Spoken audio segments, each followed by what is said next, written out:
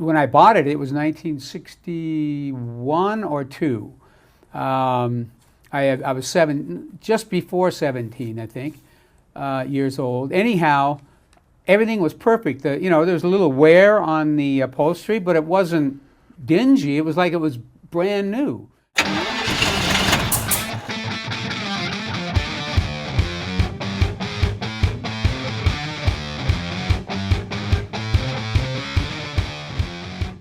We are in the garage here. One of the traditional things we talk about in the garage as you were growing up in California.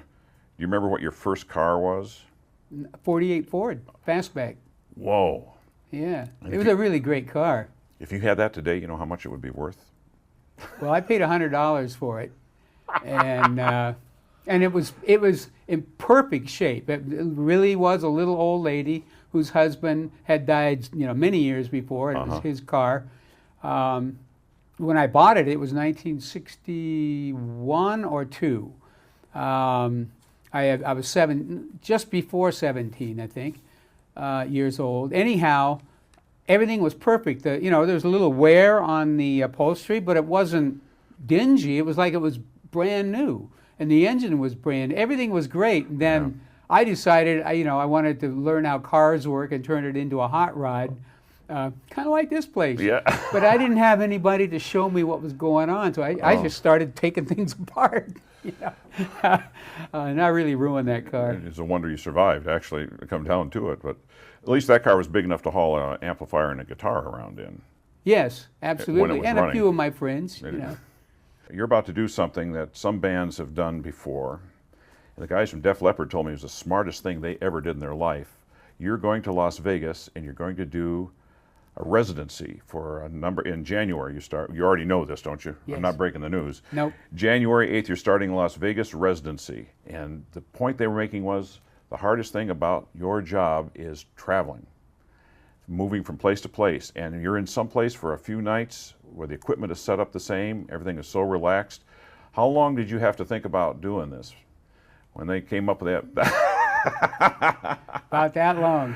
It's for years and years. I think most rock and rollers kind of have a jaded eye looking at Vegas as a place to perform. We all go there, Sin City, of course, but to perform, it's always been kind of the king of shtick, you might call it.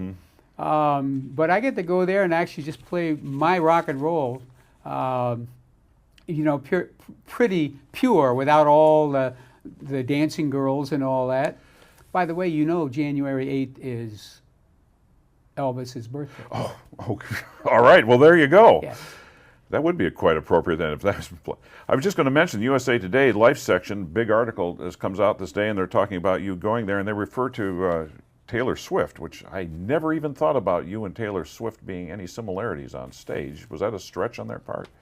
You're not going to be dancing. You're not going to be dancing, are you, John? Come on. No. Okay. I do really love Taylor Swift, and I have a little teenage girl, who also loves Taylor. So we listen to her a lot, almost exclusively, actually, when my daughter is in the car. And of course, I've gone to see Taylor's show, and her recent show, which is from the album 1989. A lot of stuff, he's got dancers and a lot of effects and all that. Now, I was just making the point that there's a lot of choreography, dancing boys and girls, and I probably won't have that in my show. Thank you so much for being part of the garage here. Thanks, Joe. Come back anytime. You bet. There's no oil on the floor, I'll guarantee that. All right.